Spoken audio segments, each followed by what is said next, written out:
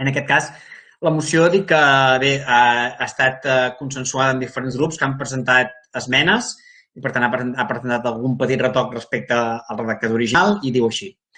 Un dels principals reptes que afrontarà Catalunya els següents anys, com la resta de països del món, és el de fer un pas ferm i decidit cap a un nou model de transició energètica, que ens ajudi a superar i minimitzar la crisi climàtica que vivim, que suposa una de les principals amenaces, si no la més gran, a la que ens hem d'enfrontar com a societat. En aquest sentit, tant des de Catalunya en global com des de la comarca de l'Alt Empordà en concret, hem de generar estratègies efectives que ens ajudin a assolir els objectius sobre energia renovable estipulats per la Unió Europea pel 2030, tenint en compte que el nostre territori i els principis de solidaritat i cooperació entre municipis. Aquesta transició, però, no pot realitzar-se de manera anàrquica ni descontrolada. Cal una estructuració a tots els nivells que estableixi com ha de ser el nou model energètic que tingui en compte la urgència que suposa, que parteixi de la solidaritat interterritorial i que racionalitzi i planifiqui correctament quins han de ser els costos que hem d'assumir com a societat i com cal distribuir-los. Així doncs, hem de fixar com a objectiu passar ordenadament d'un model energètic centralitzat i basat en els estocs de combustibles fòssils i no renovables, com el carbó, el petroli, el gas o l'urani, i avançar decididament cap a un nou model basat a captar els fluxos naturals d'energia renovable, és a dir, sol, aigua o vent, on la ciutadania ha de tenir un paper central com a productors i gestors, i no només com a consumidors d'energia. Un model d'equilibri territorial, tant dels beneficis com dels costos, amb una mirada del conjunt del territori i al servei de les persones i no de l'oligopoli energètic. La comarca de l'Alt Empordà està formada per 68 municipis, que formen 7 unitats de paisatge, amb característiques i realitats econòmiques, demogràfiques, històriques, productives, d'ús social i paisatgístiques molt diverses. Sent totes elles cabdal pel seu equilibri territorial i pel desenvolupament econòmic i social. Un dels valors més importants que té l'Empordà és la seva riquesa patrimonial, natural i paisatgística, elements que formen part del seu motor econòmic i que cal preservar. En aquest sentit, cal remarcar la tasca que han realitzat ajuntaments com el de Roses i Figueres implementant plans locals de transició energètica. No obstant, són molts els ajuntaments que no disposen d'instruments ni de planificació, ni tampoc jurídics per regular la implementació d'energies renovables en el seu territori. I, a més, patim a dia d'avui una manca de planificació estratègica a nivell de Catalunya, de la província i de la comarca. Aquesta absència de planificació nacional i territorial és un dels motius que provoca que s'estiguin multiplicant a la nostra comarca en molts mesos les iniciatives per a la creació d'instal·lacions d'energia fotovoltaica i d'aerogeneradors. En aquest sentit, instruments de planificació com un pla director comarcal de transició energètica o un mapa nacional d'energies renovables esdevindrien indispensables. És vital la visió dels municipis de les energies renovables des d'una perspectiva transversal, de comarca i d'unitat paisatgística, sense estancar-nos en els límits administratius municipals i veient el territori en el seu conjunt.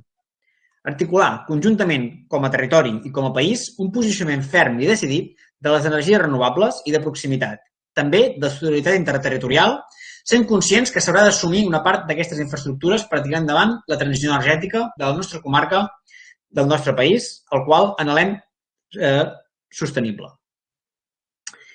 En aquesta mateixa línia exposada, el 23 de febrer de 2021, el ple comarcal del Consell Comarcal de l'Alt Empordà aprovava per unanimitat la moció en suport a les energies renovables i també per la implementació de criteris d'integració paisatgística, protecció agrícola i d'equilibri territorial per a la nostra comarca. Per tots aquests motius, el grup municipal d'Esquerra Republicana, el qual aprofito per dir que s'hi ha afegit lliures, proposa els següents acords. Primer, demanar al Consell Comarcal de l'Alt Empordà, a la Diputació de Girona i a la Generalitat que estableixin conjuntament un pla comarcal de transició energètica que recull estudis de zonificació de la Universitat de Girona, sota encàrrec de la Diputació, i inclogui també una normativa clara en matèria urbanística sobre la implementació de renovables. Uns plans que cal que siguin consensuats amb el territori, tenint en compte criteris socials, paisatgístics, ambientals, agrícoles, d'equilibri territorial i conservació de la biodiversitat, fent especial atenció a aquelles espècies i hàbitats singulars i a l'impacte sobre la biodiversitat marina i l'impacte paisatgístic. 2. Demanar al Govern de la Generalitat que fixi el mapa d'energies renovables per cada municipi i la seva distribució en funció de la capacitat de producció i consum de cada zona. 3. Demanar al Govern de la Generalitat que estableixi la participació dels municipis en tots els òrgans d'informació i presa de decisió relativa a la ubicació d'instal·lacions energètiques en el seu terme municipal. 4. Demanar al Govern de la Generalitat i al Consell Comarcal de l'Alt Empordà, amb el suport humà i material de la Diputació de Girona, que posa a la seva disposició, La creació d'un servei de suport tècnic jurídic per als municipis, gratuït, amb la finalitat de facilitar el suport tècnic i jurídic durant la tramitació de qualsevol projecte d'implementació energètica que considerin que no s'ajusta als interessos públics del municipi. Cinquè, demanar al Consell Comarcal de l'Alt Empordà la creació i l'exercici de lideratge d'una taula comarcal de transició energètica, amb participació de diferents actors, entitats i institucions, especialment dels ajuntaments, per tal de fer el seguiment i coordinació territorial de tots els projectes i iniciatives que afectin l'àmbit d'implementació i regulació de les renovables a l'Alt Empordà. Sisè, establir com a base de qualsevol projecte d'energies renovables de la comarca la priorització de les zones antropitzades, la protecció de l'interès públic i dels espais agrícoles, l'equilibri territorial, l'aprofitament i gestió de l'entorn natural del terme municipal, l'aprofitament d'infraestructures ja existents, la planificació, la participació dels municipis, la priorització dels projectes relacionats amb l'autoconsum davant dels oligopolis, els espais de generació d'energia amb voluntat de contribuir a la transició del país i la distribució de proximitat en la dinamització del primer sector. Setè, com a administració local, restar especialment vigilants, si fos el cas, en l'exigència per als promotors dels grans projectes de generació d'energies renovables d'una definició detallada de les mesures de correcció dels efectes sobre el paisatge amb les previsions pressupostàries que corresponguin, amb la seva programació de calendari d'execució, així com també la definició d'un sistema de governança de l'execució del desplegament d'aquestes mesures que inclogui els governs locals i comarcals. Mesures, pressupostos, programació de despesa i governança han de passar a formar part dels documents que requereix l'administració per la implementació de parcs eòlics. I vuitè, fer arribar aquest acord al Govern de la Generalitat de Catalunya, al Parlament de Catalunya, al Consell Comarcal de l'Alt Empordà i a les diferents empreses que hagin presentat o presentin projectes al nostre municipi.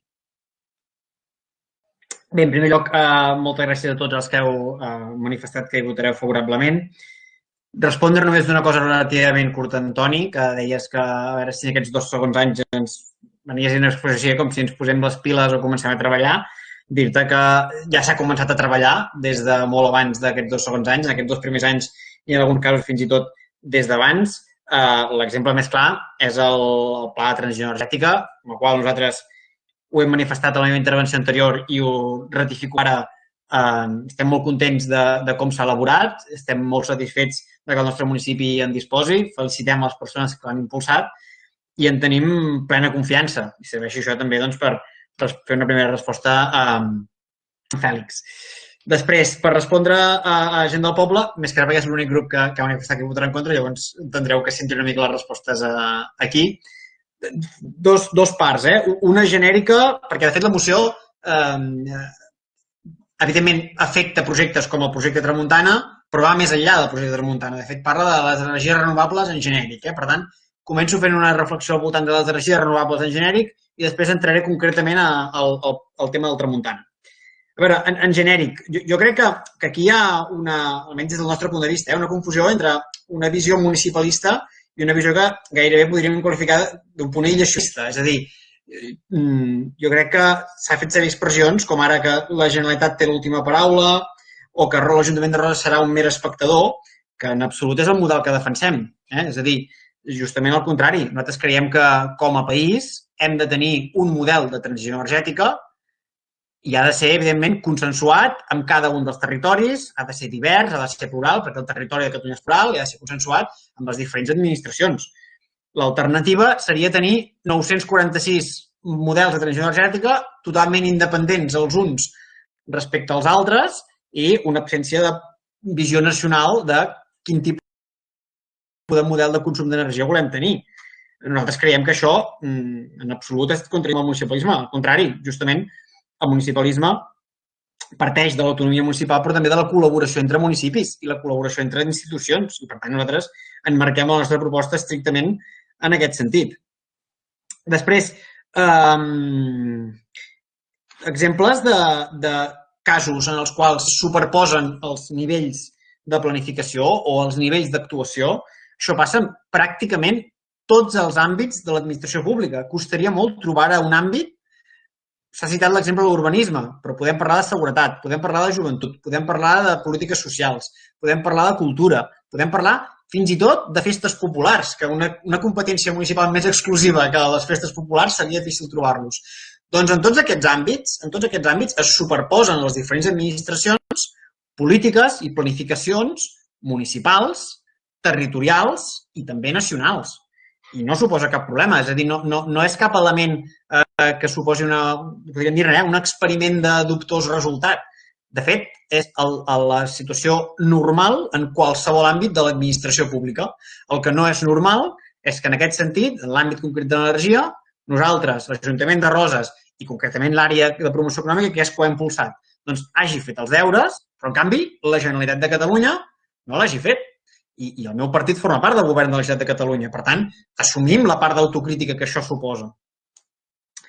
Després, també en l'àmbit general, jo crec que es confon el repartiment competencial amb la planificació.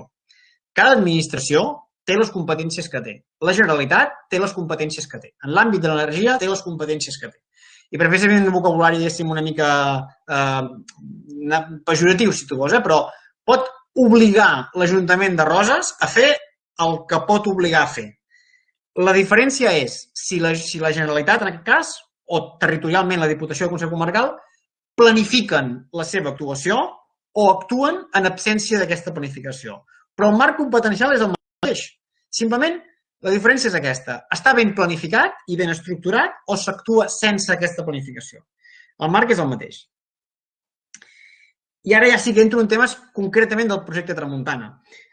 A mi justament em xoca la postura perquè jo entenc que per fer front al projecte Tramuntana és l'exemple més clar de que cal una actuació supramunicipal. Primer, perquè no és un fet que afecti només a Roses, afecta molts altres municipis. Per tant, té tota la lògica que hi hagi una actuació en àmbit territorial i fins i tot nacional. De fet, la pròpia plataforma que ha presentat a través de Junts, però ha presentat la moció que hem debatut anteriorment, i que si no em vaig mal encaminat, vostès hi estan adherits, aquesta plataforma no actua en un àmbit geogràfic estrictament rosinc, actua en un àmbit geogràfic superior del conjunt de l'Empordà i, si no ho tinc mal entès, fins i tot han tingut contactes, reunions, dinàmiques de treball amb gent d'àmbit nacional.